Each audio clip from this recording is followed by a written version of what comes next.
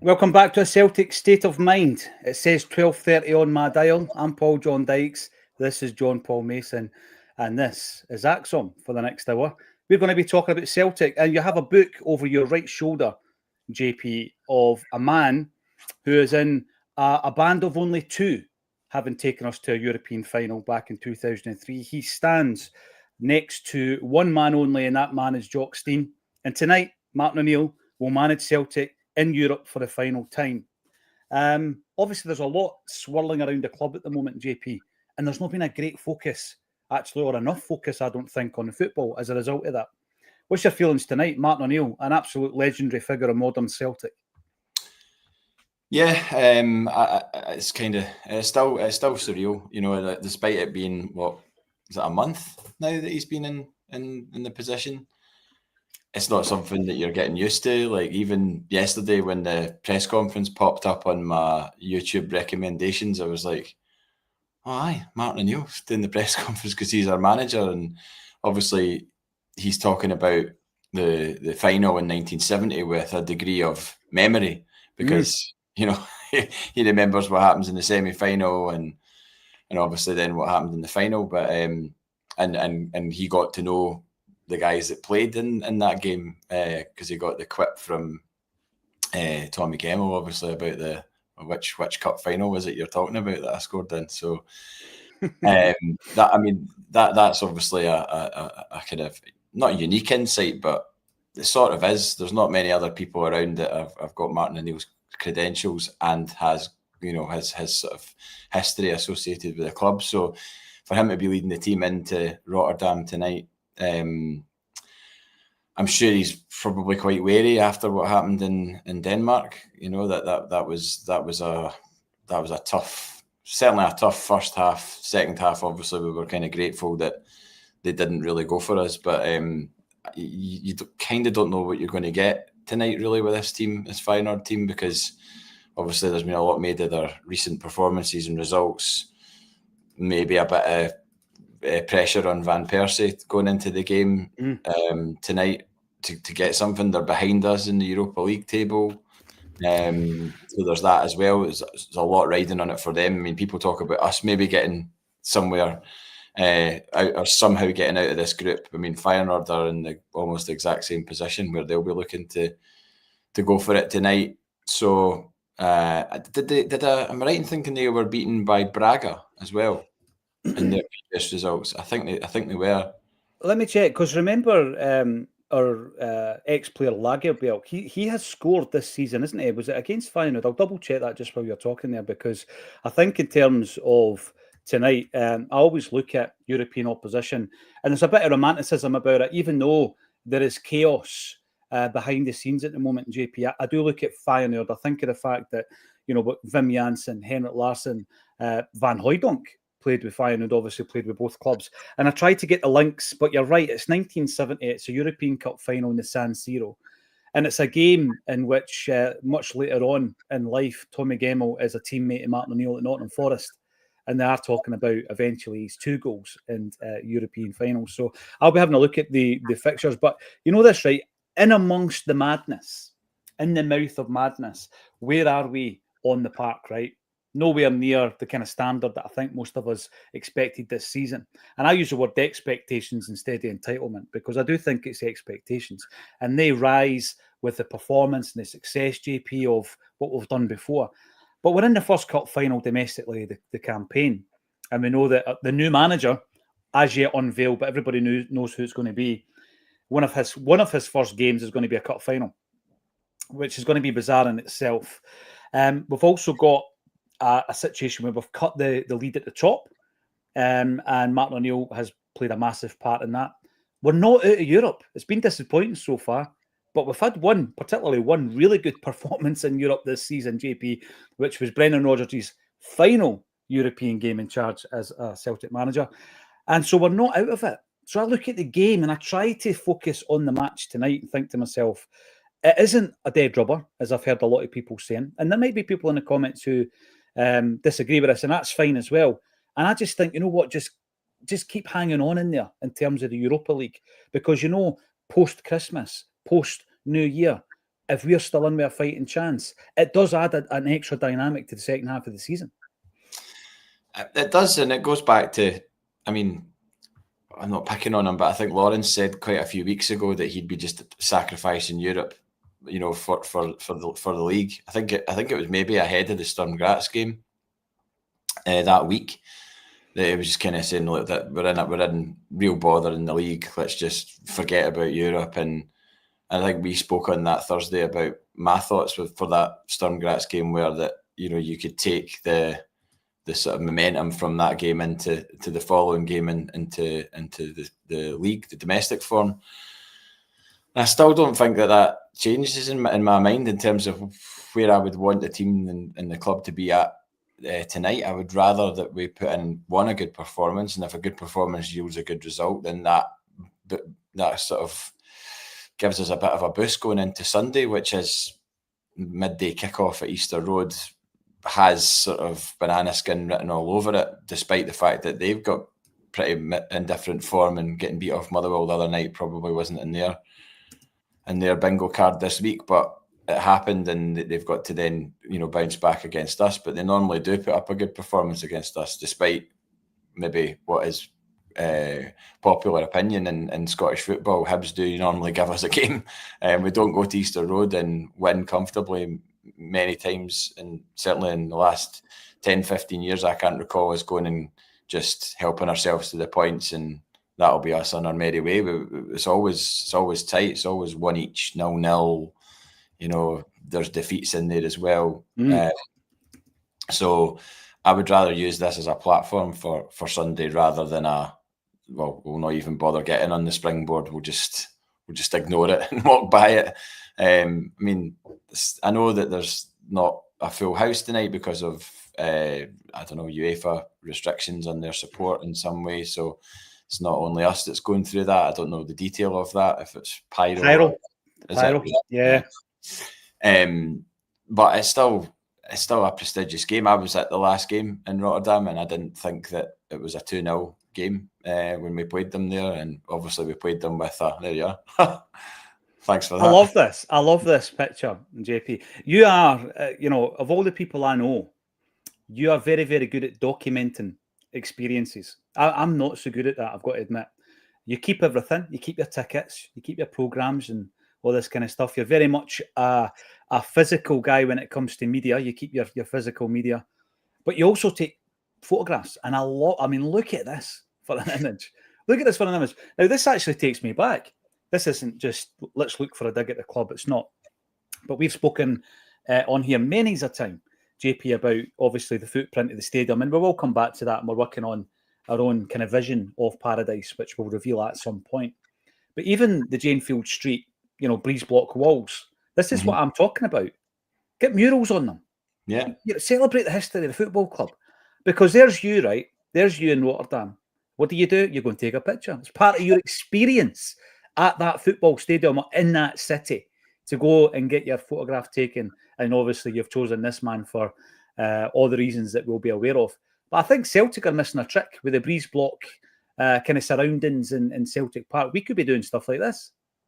I know, we've talked about it before. I mean, I was down in London on Tuesday and was in and around the Chelsea ground, and I walked along the inside of the Chelsea ground, and they've got a really great kind of Hall of Fame almost. That's like a timeline of great players that have played through their history, which, despite the Abramovich cash and everything else, they did have a fairly decent history as a football club before that. It wasn't as if he's just picked them up out of the third division and brought them all the way up to the top. I mean, they obviously they're a storied English football club, not one that I particularly like, obviously, but you can't deny that their footprint in their stadium is pretty impressive, and without any real massive expenditure as well. I wouldn't have said that it's just a bit of creation, innovation, respect to your former players.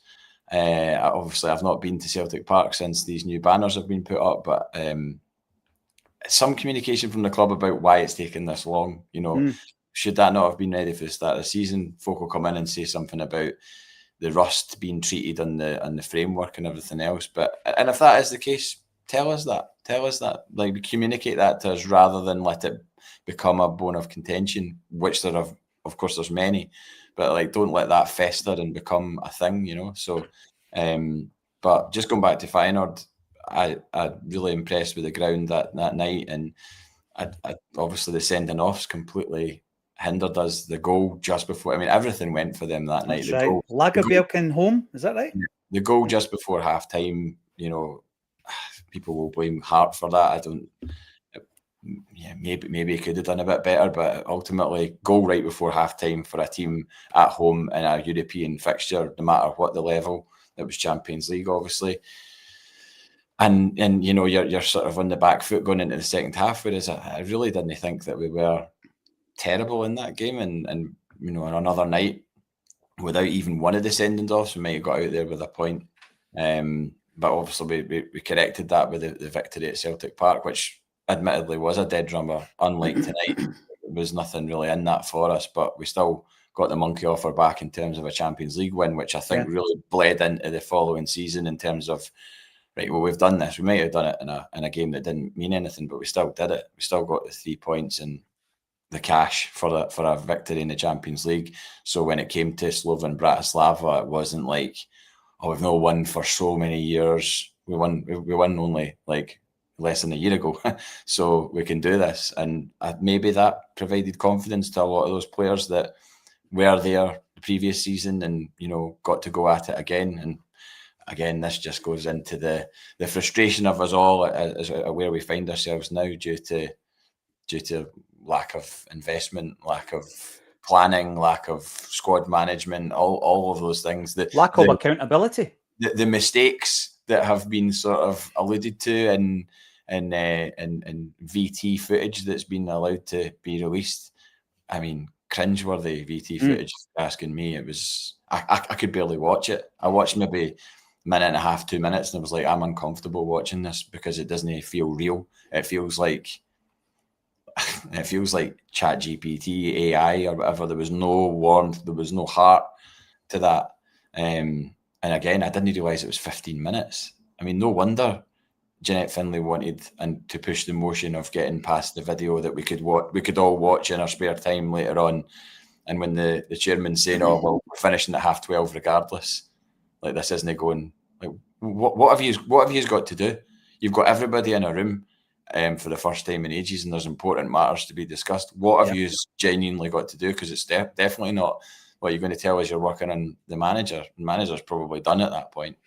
It's just a case see that point. Dotting I's and crossing T's. So yeah, take the time. The people that were there were probably very willing to sacrifice another half hour, 45 minutes, an hour, or whatever to really get into it, but I wasn't allowed. Well, the thing with that, JP, some brilliant points, by the way, and I'm looking back at that picture because instantly I'm thinking, what does that mean? And apparently it means together we are Feyenoord, that Dutch pronunciation to English. So there you go. My Dutch isn't great.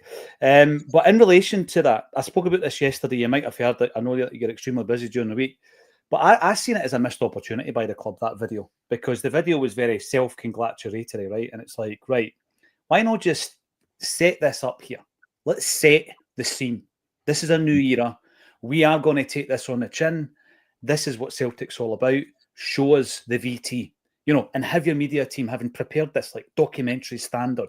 Mm-hmm. Boom. And in the room, let's set the mood. Let's set the mood in the room with the video. If you are hell-bent on playing that video, forget those painful to watch interviews. Forget all that. We can get to that when we're starting to ask the questions and engaging with the people in the room. Play a video. Play a video. Shows your vision in the video. Touch on the origin story of Celtic. Touch on the Lisbon fairy tale. On Fergus McCann's takeover. The whole thing. I mean, it would have the hairs standing on the back of your neck if done properly. And then the new era is the new manager. Announce the new manager. There were so many opportunities that day to make it so much better. And people will disagree and say, people were, regardless of what was going to get played there, folk were intent on doing X, Y, or Z. Well, I know Celtic were intent on reading out the statements, regardless of how the reaction was going to be. But I just seen it as a huge missed opportunity, a huge open goal. As you say, it's your one opportunity to speak to your shareholders unless an EGM is called at some point in the next 12 months, JP, and they failed to do it. But talking about the celebration of history there, Paul Elliott, whose name is on a ticker tape underneath your video here, played, of course, for both Chelsea and Celtic, as well as Aston Villa, Pisa, Charlton. And then, obviously, he had to retire early because of that challenge on his knee by Dean Saunders. But I can't remember. I've been to Stamford Bridge once in my life, and it was in this era that you're talking about, where outside the ground is looking like you're celebrating your history here. And I can't remember if Elliot is there, but I did remember seeing Stevie Clark somewhere at the stadium. Don't know if it was inside or out. I did see Stevie Clark, maybe in one of the suites. I was down there for a conference, by the way, not part of a prawn sandwich brigade watching Chelsea Football Club. Right. So the other thing I would say, though, based on the fact that we don't get an opportunity, JP, to speak to the club that often, and they certainly don't want to speak to us as a platform, what I think we should do is I think we should focus on the fans forum. Now, when I say to people who have been to fans forums, they more or less kind of shut me down and say, it's pointless. It's a pointless endeavour. It's a box ticking exercise. Well, I think if it's for the fans, I think we can take ownership of the fans forum. And I think it could be better attended, better communicated. And I'm thinking to myself, as far as I know, there is a link on the Celtic website, but it's one of the ones that you really have to go digging about for. It's like trying to cancel your gym membership online, JP. It's not very easy to find that link, right? It's a wee bit like that. And I think that maybe even Acsom has to take ownership of that and say, we're going to publicise fans forums. We're going to advertise them on here. We're going to make sure that everybody that wants to be there is there, so that the one engagement opportunity that we have with the club is maximised. I think I've been thinking about this since Friday, and I'm like, they always use the fans forum as an out, if you like, the default position. We do engage with you. We've got fans forum X amount of times a year. But let's start attending them, JP. I'm going to start attending them, and I'm going to advertise them and promote them on this channel. Is it true that they kind of get snuck out, that they're happening? Is that right? That there's kind of like buried somewhere so that they can always guarantee the lowest attendance possible? It's the same crowd, the same tribe who go to every single one of them attend. People like you and I. As far as I'm aware, it's for season ticket holders. I'll get that clarified. I'll share this on Acsom. But I do think, if they're doing it once a quarter, I think it's a brilliant opportunity to engage with the club.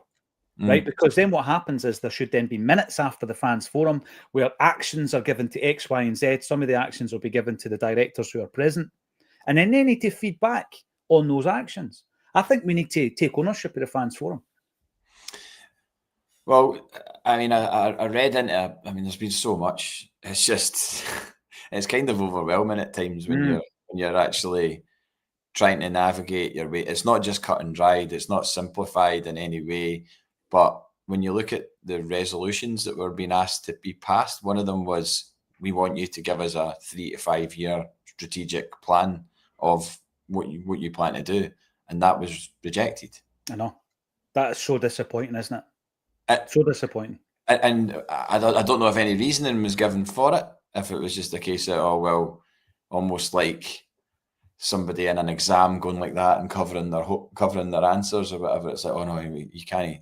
I mean, I get that that's a thing, but it's almost like, no, you can't see what we're planning or doing. But as you've said before, it's all about accountability. It's about, if they do put out something and say, well, this is where we want to be in 3 years, this is where we want to be in 10 years or 5 years or whatever it is, if that doesn't happen, then there's an absolute legitimate argument for us to go, well, he has to go, and he has to go, and he has to go, because all those three things were under his or her remit and they've not happened. Therefore, that's kind of a failure, especially if it's a low bar. Like everybody has repeatedly said, we're not wanting the club to go out and drain the bank account of money to allow us to spend aggressively or irresponsibly in the transfer market. We're just looking for, if we're it's going not to sign, putting money in a slot machine, JP. You're putting money to put a better team on the park to compete in a better competition to make more money. To quote Ross Desmond, and I'm loath to do so because, wow, I've not said anything about that on here, but I got a text from a mate who's a Rangers fan, mate Dave, and he was like, mate, he sent me like a Father Ted clip, and he was like the Ross Desmond speech. And then bearing in mind, this must have just come out. I hadn't seen it. And I went, I don't know what you're talking about. And he went, mate, it's really bad. And I don't think he was coming at it from a like ha ha ha kind of way. It was more a kind of like, wow, like nuclear. It was nuclear. Like, if that's being directed at your support from somebody that's not even in a lofty position, he's not in any position. No, but but to quote him on the swinging and miss thing, if you swing and you miss, right? We swung and we missed against Kairat. Simple as that, and we didn't spend money to make sure. So we swung hoping that what we had was enough, despite knowing the positions of the players that we were relying upon to provide us goals and assists in the forward line. We knew that there was a situation developing with Adam Ida at that point. I don't think it came out of nowhere that Swansea were interested. That was only 4 or 5 days before he left.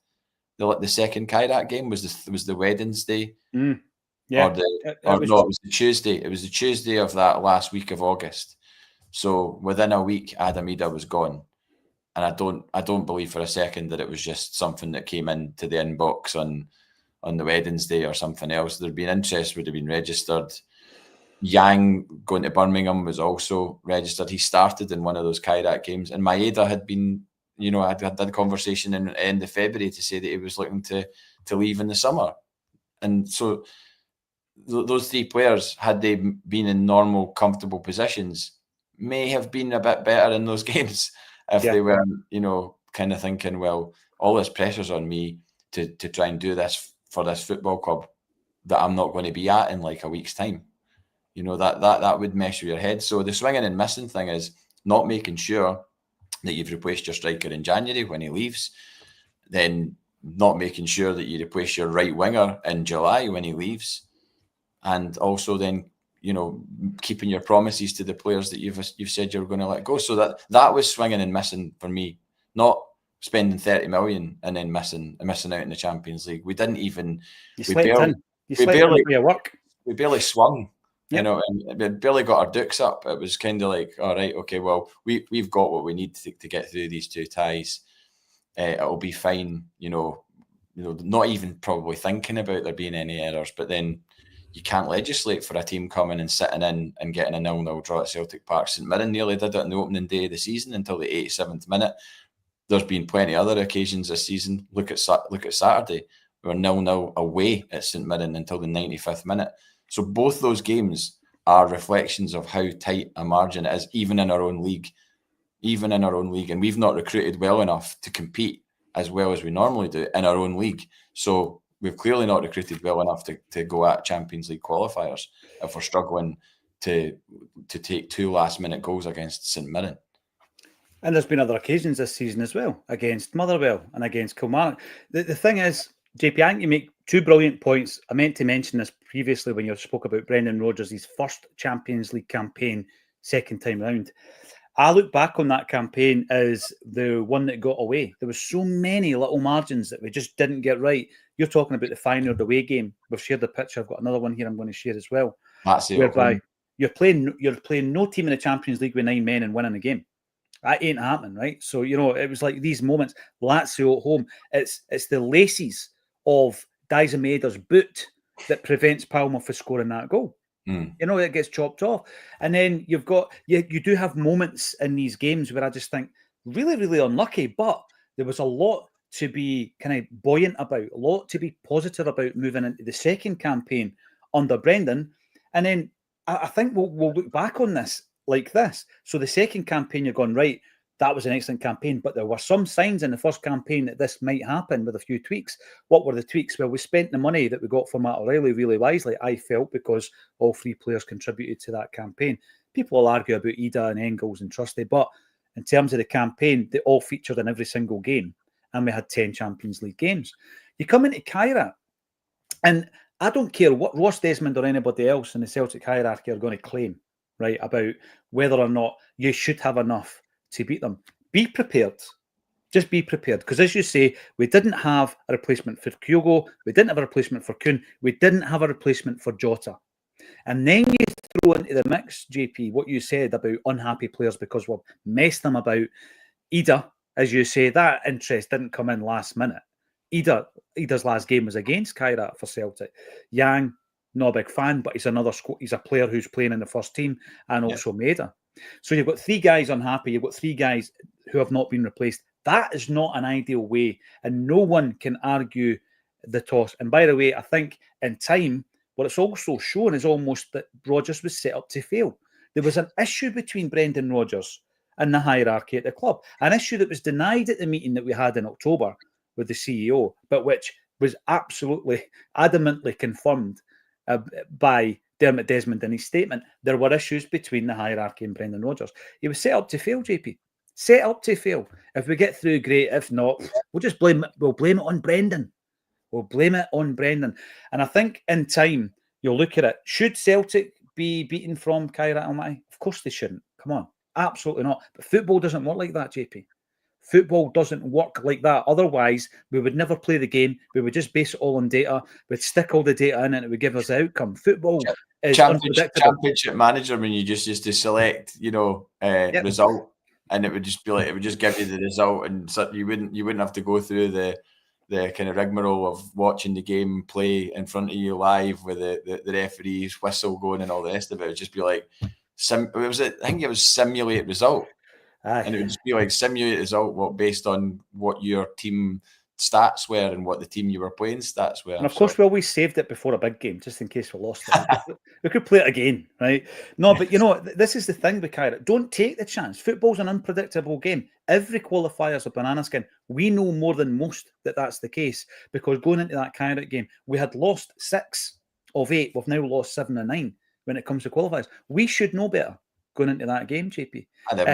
The history was there in front of you to point to, well, here's what happens when you don't. Here's what happened. Here's all these other occasions where if you've not done what you should be doing, and therefore here's the result. Here's you going out at this point in the Champions League because you haven't prepared well enough. And again, going back to his statement about the football landscape's changed, and some clubs punch above their weight.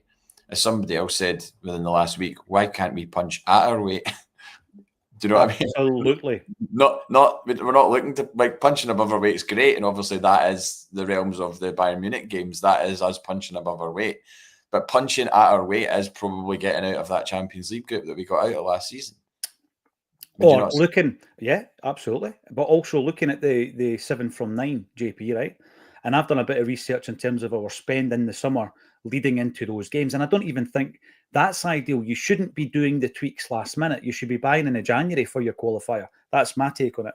But we're not ahead of the curve when it comes to transfers. And I used the examples of the Cluj game, where we were not prepared to the point where £10 million of new signings were sitting on the bench and Callum McGregor was playing left back. We played Cluj later on in the season and beat them convincingly at Celtic Park. So we're just not prepared for these games. But I would like to, and at some point in the future, I will look at the 7 games and look at the turnover and the spend and the wage bill of all the teams we've played, because I think what you'll find is that isn't even our level. That's below our level. We're punching, never mind above our weight, we're not even punching at our weight. It's way below us, a lot of the teams that we're talking about here. And this is the frustration. So when Ross Desmond comes out and basically is talking a different language from a different planet, it is very concerning. And I think that what I would like to do as a fan is to have some kind of right to reply. How do you get that? Well, you're screaming into the void if you think that the club are ever going to get back to you on this. I mean, I've got direct numbers for the PR team. They just didn't answer their phone. They just don't answer your email. They just don't get back to you, JP. They ignore you. They just treat you with contempt. They're not interested. So then you say, well, because I'm one of the types of persons who will always look for a way. You know what I mean? And eventually water will find a way out, kind of thing. And the drip effect. So I think, well, Fans Forum, you keep going banging on about this Fans Forum. And it looks as though the people that go are very comfortable with the people that host it. And it's all very comfortable in there. And I'm not saying going to disrupt it. I'm saying going and challenging them. Having a real agenda of questions. Now, there's been 10 questions raised, obviously, to the club. And we'll run through that as as this particular episode goes forward. But before I jump into the comments section, I want to see your second picture from your last trip, because we've already seen the main man, Henrik. Look at that for a mural. Vim Janssen. And it's in a housing estate, JP? It's in a housing estate because his daughter lived there, and this is, I've not looked this up for like 2 years, but his daughter lived there, and there was a mural of one of his teammates on the opposite wall from where that picture, where that mural's taken, and he would always have a wee smile to himself when he was getting out of his car to go in and see his daughter. Fantastic. Because he would see his pal. So this guy that created this mural, it's in the Ude Norden district. I can remember that off the top of my head. And he created that mural as a kind of like, well, isn't it nice that this is a place he used to come and park his car pretty much right outside that. So he was like, I want to have him facing his old teammate from that 1970 game. I can't remember the teammate's name. That has completely escaped me. My Dutch football knowledge is not as extensive as that, but I made my way out there. It only took about 20 minutes or so. So if there's anybody in Rotterdam that happens to be watching this right now, I'm sure you're probably not watching a podcast while you're in Rotterdam. You'll be taking part in other activities, I'm sure. But if anybody's there and gets word to somebody they know that's there, it's a nice thing to go out and see, and it doesn't take that long to get to, and it's just a really nice touch for a guy that did something so big for our football club, a guy that was emotionally detached from the situation, which is potentially really what Wilfred Nancy is coming into this situation, if it is indeed going to be him. I mean, by all accounts, there's surely no way that that's not going to happen, but having lived through a certain Scottish striker that didn't sign for us in 1989, I would never be so presumptuous to think that it is done. Your French is pretty good, right? Pas mal. And a few people have been having wee digs at the way that various contributors are pronouncing our potential new gaffer's name. Can you just confirm it's Wilfred Nancy? I, as far as I know, and from things that I've listened to and read, it is Nancy. But I did read did watch an interview with him and an English podcaster guy who's based in the States, and he kept going on about Nancy ball, like as if it was a concept out there. So, and Wilfred Nancy didn't correct him on that. So, sure, somebody will make it plain when he arrives, or he'll make it plain. But I never correct anybody that calls me John Paul, and I doubt very much that you're ever called Paul John. But I get called John Paul all the time, and I never correct anybody. So it's just maybe one of the ones. John, and they forget the Paul, and that annoys me because John was my dad's name, and you know, nothing against my dad, but I'm like, well, I'm his son, and I'm not him, you know, so I'm not John. My mate Michael Taggart. JP. My mate Michael Taggart will forever call me John because he knows that it winds me up. So I mean, he's called me that for 28 years, so that's not going to change. But big shout out to Michael. He's been on Acsom previously, and remember the story about the banner going missing. He got it back, which is tremendous. I was delighted to see it at St Mirren on Saturday during the goal celebrations. You could just see the wee leprechaun up hanging down for one of the stairwells. He needs to get it on a t-shirt. Tell him that. He needs to get that on a t-shirt. I'm going to have a look at some of these comments, and we will look at tonight's game. It's very interesting that, for example, Ian Acho has travelled. I don't think he'll start the game, obviously, but he is back in the fold. Start off with Joe Hampton's songs. Until we all get a public apology. Where can we find your songs, Joe? Let us know. We'll put it out there so that fellow Celtic fans might want to hear your work. Until we all get a public apology from the Desmonds and their cronies. Not going to happen. This is the thing. How they have treated us and weakened our team, it is all irrelevant. We have to demand it or we'll lose it. I think we're at a point, and I'm going to share the 10 questions that have been raised at some point this afternoon. I think we're at a point where there's a hell of a lot of statements happening, JP, from various different groups in the club, and it's just turning into, like, honestly, a game of ping pong. I think, you know, it gets to the point where you then start questioning whether even that is effective communication. Is that effective engagement? And this is where I'm looking at the fans forum now, and I'm thinking, right, let's go to the fans forum. Maybe that's one of the first points, the point that Joe makes there. Do you think we should get an apology? That's the way I would ask the question, because I know the answer would be no. And then that just, you know, they keep digging they keep digging the hole. But it's a starting point. So, Joe, I think you make a good point there. We'll be waiting a long time for an apology, but I think that when you look at the whites of the eyes of a director and you put it to them and you ask for it to be minuted, and hopefully it can be followed up in the next fans forum, it's something I'm going to keep pushing. Let us know in your comments if you would be up for, if you're in the area, up for attending fans forums. And we'll see if we can start using them effectively as fans. Jay Conley, Jay Larkin, a long-time contributor to this show. Afternoon all. Before Football Chat, a big thank you to myself for sending me the prize from last year's Marcus Knorr question. Let's be honest, it was about a year late, right? An amazing goodie bag, but I did have, it was like a swag bag, JP. You know, like at these award ceremonies that you might attend and the music people get like swag bags and all that kind of stuff. Never had one of them, but I'm aware that they exist. Yeah, the Oasis thing, there was like hospitality swag bags, wasn't there? And they've now become collector's items. Highlight of which was the Celtic jersey book. Well, listen, I'm sorry it took so long to get the swag bag out to you, and hopefully you enjoy it. Enjoy the book.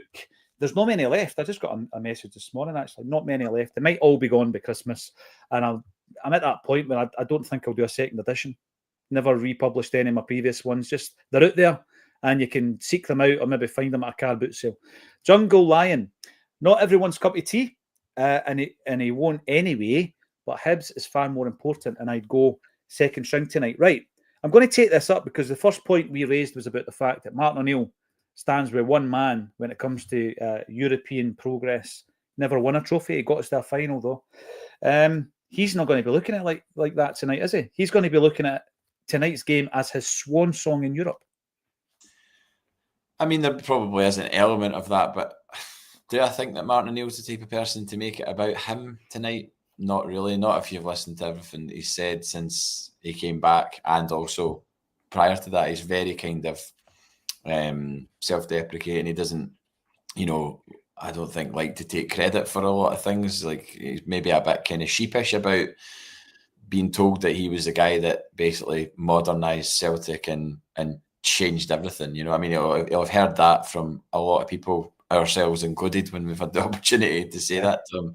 Yeah. And it's the first thing I did the first time I met him, which was a couple of years ago now, but I met him and first thing I said to him was just thank you for one, getting my mum to buy into Celtic, because she was not on board about me being a Celtic supporter prior to Martin O'Neill really at all. She had no interest, and then all of a sudden she's like, Martin O'Neill, can't say enough great things about him, loved hearing him speak. And then the next thing, she's asking me to take her to a game, so I took her to the Bordeaux UEFA Cup game. Oh, Maravchik. Aye. And Lillian Lastland scored right at the death, I'm sure. But she was at that. Maravchik's a free kick. I think it might have been. I couldn't say hand on. Check that while you chat. I remember being there, aye. I mean, that is 25 years ago, it would have been around about the time that we must have played HJK Helsinki and beat them, and then got Bordeaux potentially, if that's right. Because I remember the Helsinki game was the same night as Radiohead at Glasgow Green, the away game anyway, when Chris Sutton scored. I just always tie that in with that. But I mean, as for the Celtic Bordeaux game, I think it was 1-1, and that late goal was the away goal that they needed to take them through. I can't remember if it was an extra time or not, but it was. It was 2-1. Your memory is unbelievable, because who did you say that scored the goal? Lillian Lastland. Correct. He scored 2. They beat us 2-1 that night. And by the way, I only know this because I'm currently looking at the Celtic Wiki, which is the Bible. And I love looking at it because obviously this was Martin O'Neill's first season. And it's great because what it gives you before the game is a wee bit of trivia, what was happening that week, which is kind of lost. It's lost because it's documented at the time, and unless you go through the paper archives. So things like Kenny Dalglish's case against Celtic for unfair dismissal, King Kenny, started to be heard at the Court of Session in Edinburgh. The club admitted that Dalglish could be entitled to a £750,000 payoff. Dalglish was seeking £1.2 million.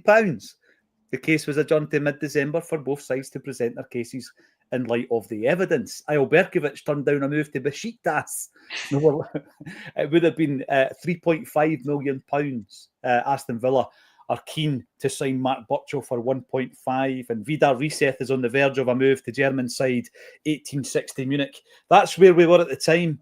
And your memory is incredible because it was Las Landes who scored the 2 goals. I remember they had quite a decent supporter as well, because I remember the support, like, obviously they went mental when he scored that goal and he ran over, like, was right almost at them because it was into the Lisbon Lions stand, and he ran over, and it was it was one of the first of many Celtic European heartaches that I endured. I mean, I say with the first, like, I hadn't been to like a whole host of European games by the time I was 20, not really that many, because there wasn't that many. It didn't seem like there was that many to actually go to, you know.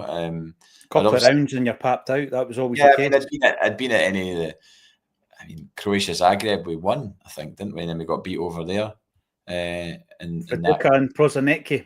Yeah, and that Prozanecki was unbelievable. And the guy was apparently smoking like 40 a day and just strolling around the midfield like it was nothing. But yeah, going back to tonight, Martin O'Neill, I don't know if I would love to hear his pre-match speech, you know, as a kind of, this is my last dance, but you know, I want you to do it for yourselves, and probably emphasising the importance of, you know, playing for Celtic in Europe and what's gone before. So I don't know. It's such a strange one. It's 5:45 kickoff. No one's really going into it with any real kind of like, because we haven't recruited well enough for this European competition. Never mind the one that we tried to get into. No.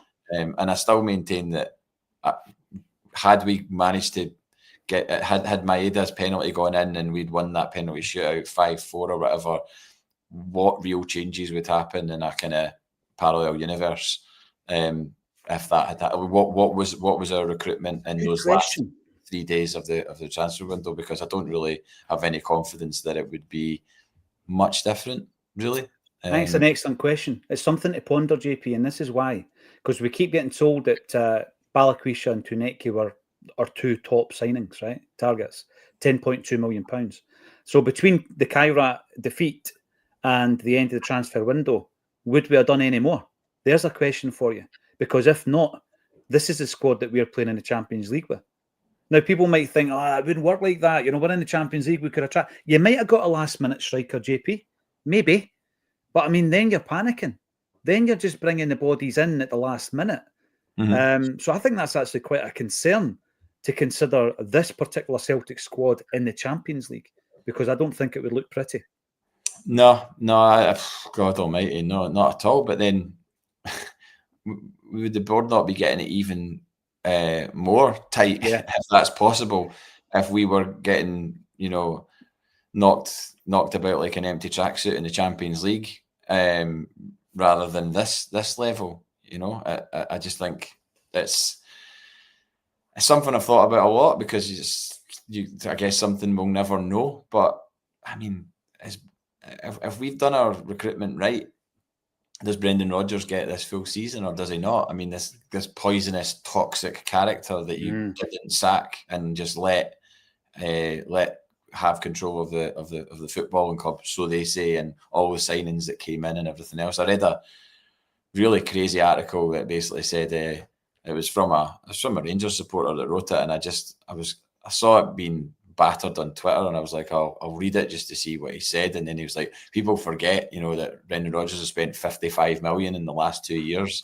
and you're like, okay, right, let's drill into that then, shall we, and see exactly. I mean, I'd say you could almost certainly write off that first transfer window, those players that came in that first transfer window. If we were to be given the honest truth from Celtic, totally, I'm not having it that he was responsible for those players. What have you spent, really, though? This is the Chris Boyd argument. They don't ever focus on net. You've spent nothing. I mean, if you're looking at ambition, we've made money, JP. And this is the thing. And again, going out there and say you get 25. We got 25 for Matt O'Reilly and we invested it in 3 players. You're not telling me then, Brendan Rodgers spent 26 million quid. It was the takings from Matt O'Reilly. I mean, this is the thing. And like you say, other than that particular transfer window, and maybe the Ida and Kuhn transfer window, how many more of the transfers really were Brendan Rodgers' anyway?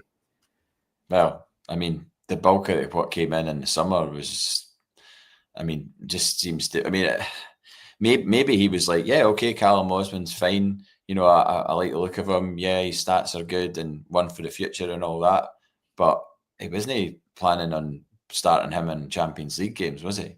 You were looking for the guy hadn't played a professional game of football yet. So how on earth you were expecting him to? I know he's obviously done well and scores his goal against Rangers and everything else, and looked lively and all the rest of it. But so did Tenecti at the start of the season.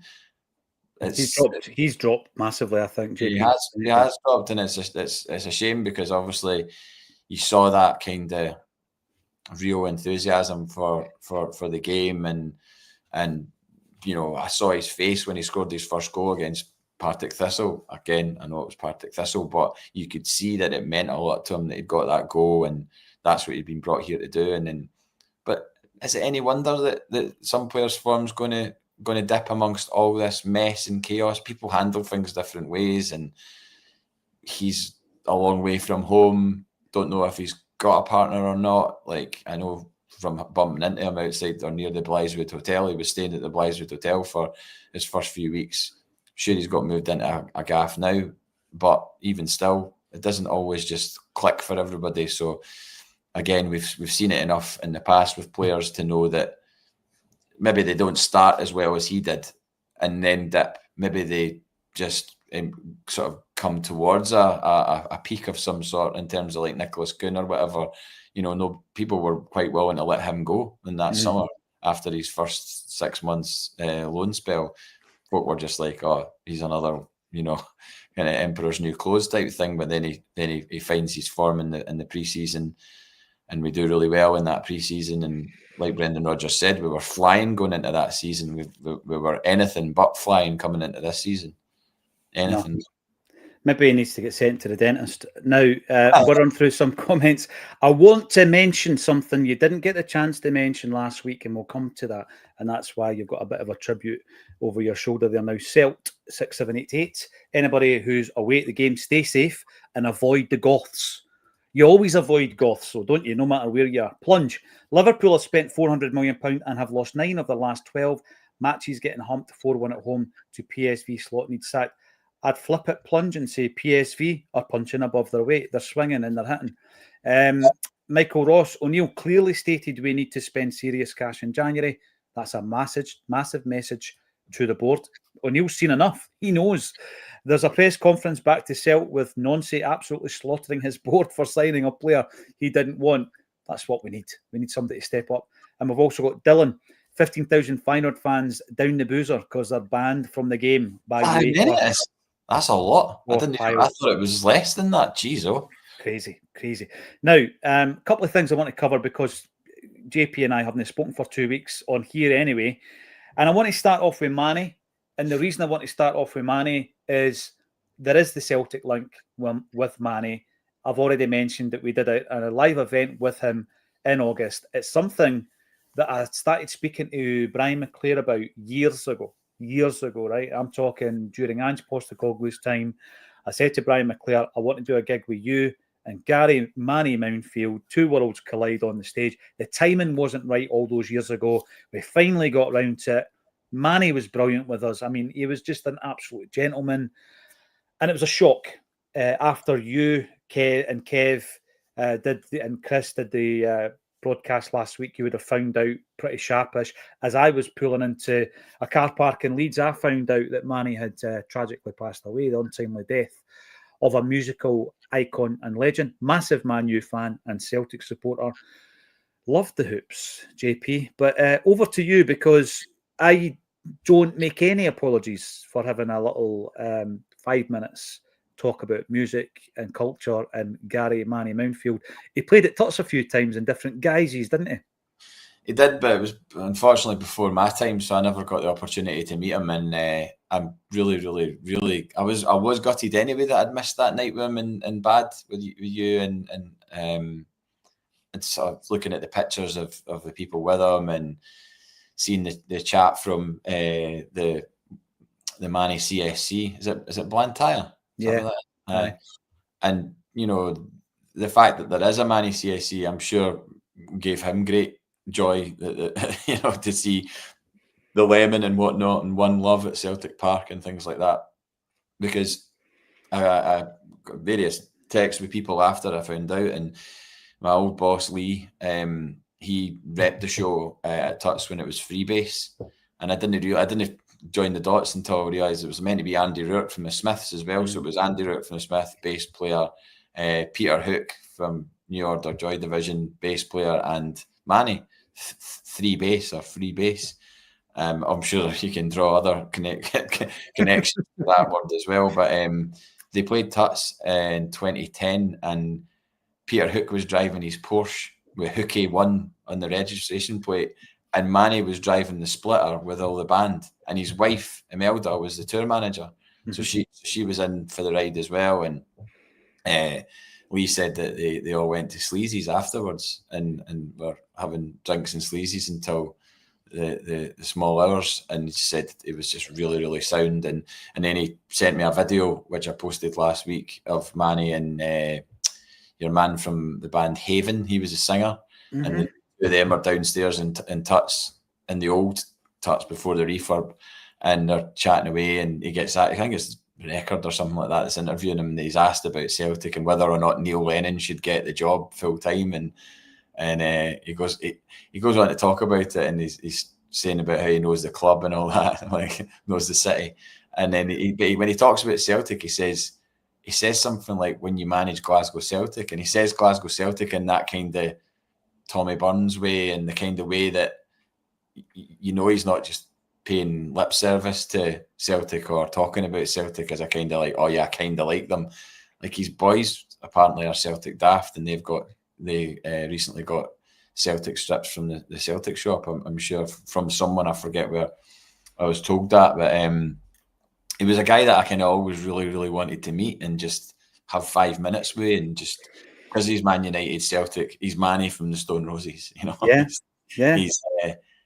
He's not just the Stone Roses, Primal Scream as well. He played at Tuts with Primal Scream in and around the time that Kevin Shields from My Bloody Valentine, who are playing best lineup, the Exterminator, and so the album Exterminator. So he played then, but he also bizarrely played with a Stone Roses tribute band, the Complete Stone Roses. So he became pals with a guy called Jeansy, who's the drummer for Arab Strap, and Jeansy played with the Complete Stone Roses. And when he was up that day, he met, I don't know if Jeansy was at the gig or if he met him outside of it before or after it, but to play, like, Tim Burgess wrote a really great piece on his Twitter. I think it was published in the Times or something, but he posted it on Twitter, and he said hearing that Manny was in a Stone Roses tribute band was the most Manny thing ever, to actually be like, I'm going to just play gigs and play Stone, because the Stone Roses aren't about. So the next best thing, I'll just go up and play bass with a Stone Roses tribute band. And by all accounts, that first night at Tuts in 1999 was legendary, and proper, like, everybody lost their mind when they saw it was Manny, because they didn't know that it was going to happen. It just happened that day, organically. And just like a massive music fan, really championed up and coming bands, and Manchester as well. He's one of these guys that will pass into legend in Manchester as being like, you'll see Manny pictures everywhere for the rest of the time, probably. You'll probably see murals on the gable end of houses or buildings. 100%. And I think it might have been Tim Burgess's part where he basically sort of credited Manny with no, it was Steve Mason from the Beta Band. He put up a post saying Manny basically taught maybe one or two generations of guys how to dress, including Liam Gallagher, because everything that Liam Gallagher was aping was, well, Manny and the Roses. Mm-hmm.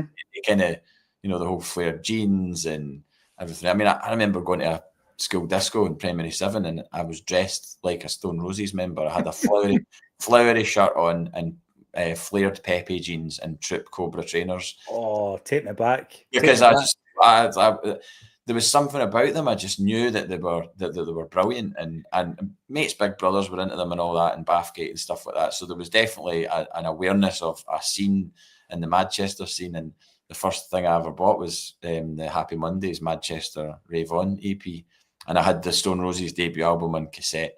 I didn't have it on vinyl. I bought that Rave On EP when we were in Amsterdam playing football, way back. I remember buying that, going into a record shop and buying that, and it was obviously an import once I brought it home. First Roses tune I ever heard was Sally Cinnamon. So pretty early doors, but that's because I've got a big brother and a big sister who are into music. I really loved Love Spreads. I've got the cassette single of Love Spreads. With a wee cherub on it. Aye, and obviously because I was listening to the charts, they sort of came along and they were in that kind of world. So anything like that, North Side, you know, the Roses, Candy Flip doing a cover of Strawberry Fields Forever. I mean, whatever happened to Candy Flip? They even called the hairdo a Candy Flip. You'd go in and get that done. Crop, aye. But me. Going back to Manny, just really, really sad that he didn't get to, his two boys are so young, and 12. And I'm sure he was really, despite having lost his wife, he was really kind of enjoying the challenge of raising them, but seeing them play Roses tunes back. I mean, one of his sons is apparently a really accomplished musician and can play drums, guitar, bass, and he was sitting like hammering out Roses songs back at Manny, and Manny's like, "This is amazing to see somebody I've created doing this," and then obviously when they announced that speaking tour, I don't know if it was influenced by having a good time with yourself, talking about old stories and everything else, but to not be able to, maybe that was his kind of like doing a kind of whistle stop tour of places and being like, I'm just going to do this because I know I might not be able to do it for much longer, but I'm really gutted for him that he didn't get that opportunity, because he understood the special moment that people have when they meet someone like him. He gave everybody that time. Again, that's what I've read from Burgess and Steve Mason and other people, with like, he totally got what it meant for someone to meet him. It wasn't just a case of, okay, go, and then and then walk off. He would give everybody their 5 minutes or 5 hours. I mean, yeah. I mean, you saw that in Glasgow that night. Honestly, he gave everybody the best part of that night. Selfishly, was I had to take him to the hotel, and we had the 20-minute drive to just chew the fat, and it was so chilled. I mean, we were talking about everything from Brooke Combe, who obviously you've seen live and he thought was phenomenal, to Edgar Summertime, to Celtic, Kneecap, all these different things. But one thing that he did tell me, and I just thought it was unbelievable, was he had a massive big bag at home of DATs. So you'll know the DAT where you go in for recording sessions and all the jams and parts of songs and new songs. Oslo knows his material. He said I had loads of it at home that he had never had time to look at, and he was just getting round to keep listening. And he says there's loads of songs in there, and he actually did mention that he fancied getting a band back together as well, which is really sad to hear. But I know, because he was talking in the Rock on Tours with Gary Kemp and Guy Pratt, which is a great interview. And check it out. Probably only done within the last couple of months. I think it might have been his last, might have been his final interview.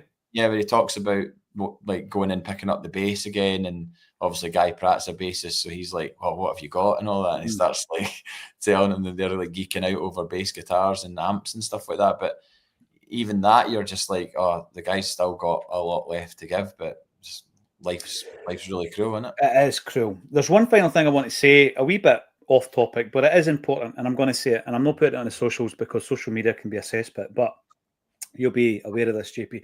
Some time ago, my home address was published online by a certain Rangers forum in such a way that, they knew what they were doing. And obviously, with people turning up at my house, I knew what they were doing. My car tyres got slashed, etc., on the back of this. The house had to get CCTV surveillance and all the rest of it. And I had a little speech around about that time on this show, knowing it would get back to them, saying, look, guys, you've taken this too far, it stops now. Well, it didn't stop, of course. And other threads were added to the same forum in relation to, obviously, absolute nonsense accusations about me, what I've done, what I've not done, etc., the usual stuff. But unfortunately for them, it was libelous. So very quietly in the background, I've had to get legal representation to contact them. And unsurprisingly, they've been forced to remove every mention of us from their site. And I think it's only fair because you've got to step up to these things, JP. People put stuff out about you which isn't true.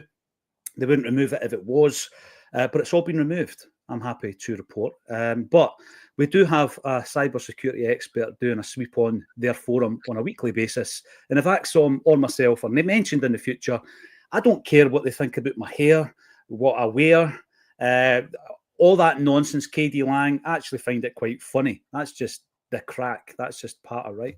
But the libelous stuff, that's dangerous. And you can't put people at risk in that way. So we update that you just attack them and you do it the right way. And obviously they bottle it and they have to remove it. And that's exactly what's happened. So thanks everybody for your advice on that. A lot of Celtic fans gave me a lot of good advice and it's been sorted. But that's been ongoing for about 12 months. And obviously we fight the good fight for another day. JP Mason, throw me a wee prediction for the night because I know you love giving us a prediction. I don't really, but I think we might beat them. I don't know what's making me say that. That's probably absolutely going against everything that everybody's thinking. But I don't know. I feel like Michelin was a game too far in terms of what we've got to be able to contend with. Excuse me. But I don't see this as being the massive hurdle that game was. I think everybody and their dog knew that we weren't going to beat Michelin or even get a point. That's why I said on that day a point would be amazing. A point would be amazing tonight. But why not aim to go out and win it and see what happens? I know we didn't play well on Saturday. There's been various theories on why that was. But I don't think that we just go, oh, well, we didn't play well on Saturday, away on a Saturday night at St Mirren, first game after an international break. I don't think you just discount that and be like, all right, well, we're going to play like the same tonight. I mean, we could quite well go out tonight and play well above what we did on Saturday. And we're going to need to if we want to do anything. But I would like to think that the players see that opportunity and see that opportunity to showcase what they can do on a stage that they don't get to do that often. You know, it's that this is your time to show what you're made of in a Celtic jersey. These games are few and far between, and you know the way things are going forward, you don't want them to be even less so because the coefficient is such that we don't want the coefficient to take a further battering, which then makes it difficult for us going through 3 qualifiers in the future and everything else. So another reason why you can't just roll over and go, nah, it's fine. We'll forget about this game and concentrate on Sunday. It's like this game is as big as the last European game, and it was as big as the one before that. We're in competitive European football. We should be going out and trying to do our best and put all the noise to one side of everything that's happened in the last week and concentrate on the football, because I'm pretty sure that's what the coaching staff and Martin O'Neill will be drumming into the players for tonight. It's a great point that every single European performance is important for a few reasons. One being the coefficient. Another for me is the away support. That they put their hand in their pocket, they get their holidays, they put their life on hold. You've got to go out and give a performance to the supporters who are over there in Rotterdam. We're doing a fan zone in Glasgow. I know it's not the warmest night. It's in the backyard at Bad, but if you do fancy coming along, big heaters, good atmosphere, live music and free pies. What else would you want? Book a seat or come along. You will be welcomed in with open arms. Thanks every single one of you for getting involved. Me and JP could go on a wee bit longer, but before we go, final word on the matter is a wee word from our sponsor. Did you know that 1 in 5 men in the UK experience changes in sexual performance as they get older? MedX can provide support in minutes through a free online consultation. MedExpress has been one of the country's leading online pharmacies since 2013, with over 1.5 million customers. By completing a short online consultation, they'll suggest the right treatment for your concerns, from erectile dysfunction to premature ejaculation, all from the comfort of your home. Their UK-based clinical team will support you every step of the way and send your medication straight to your door. And the best bit is, the whole process is online. You don't have to visit your GP. Not everyone wants to or has the time to speak to their GP about their sexual performance. Accessing healthcare online doesn't need to be hard with MedExpress. Visit medexpress.co.uk to check your eligibility and get 30% off with code Acsom.